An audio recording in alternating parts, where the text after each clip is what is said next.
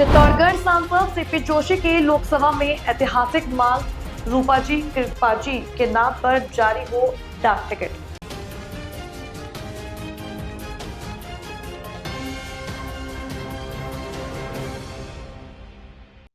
भाजपा के पूर्व प्रदेश अध्यक्ष एवं चित्तौड़गढ़ सांसद सीपी जोशी ने आज लोकसभा में शून्यकाल के दौरान देश के स्वाधीनता संग्राम के पहले किसान आंदोलन चित्तौड़गढ़ जिले की बेंगू बिजौलिया किसान आंदोलन व उसमें शहीद हुए वीर किसानों के रूपाजी कृपाजी के गौरवशाली इतिहास को संसद के पटल पर रखते हुए एक महत्वपूर्ण विषय उठाया।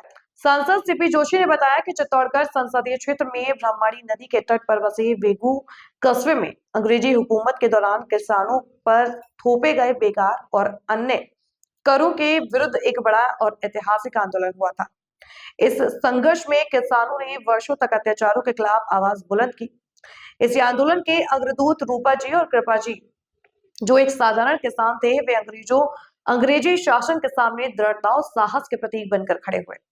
सांसद सीपी जोशी ने संसद में बताया कि अंग्रेज अधिकारी, जिसे फ्रेंच के नाम से जाना जाता था, उसने समझौते की बातचीत के लिए उन्हें रायका और गोविंदपुरा गांव में बुलाया, किंतु जब किसानों ने अन्यायपूर्ण शर्तें मानने से इनकार किया तो निहत्थे किसानों पर निर्मम लाठीचार्ज तथा गोलियां चलवाई गईं, जिसमें अनेक किसान घायल हुए और रूपाजी व कृपाजी किसान भाइयों ने अपने प्राणों का बलिदान दिया।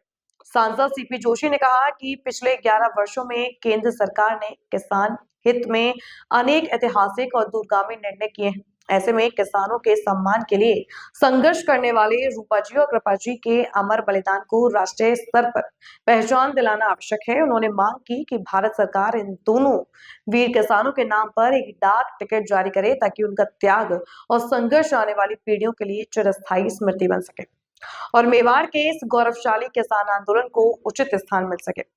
सांसद जोशी ने कहा कि यह केवल दो व्यक्तियों का सम्मान नहीं होगा, बल्कि यह पूरे किसान समुदाय और स्वतंत्रता संग्राम में ग्रामीण नेतृत्व की भूमिका को राष्ट्रीय सम्मान प्रदान करेगा। धन्यवाद सभापति महोदय। मैं मेरे क्षेत्र के ब्राह्मणी नदी के किनारे एक बेगू कस्बा है और वहाँ अंग्रेजों के समय एक बहुत बड़ा किसान आंदोलन बेगार और कर को लेकर था। वहाँ के किसानों ने बहुत लंबे समय तक संघर्ष किया इस आंदोलन को लेकर।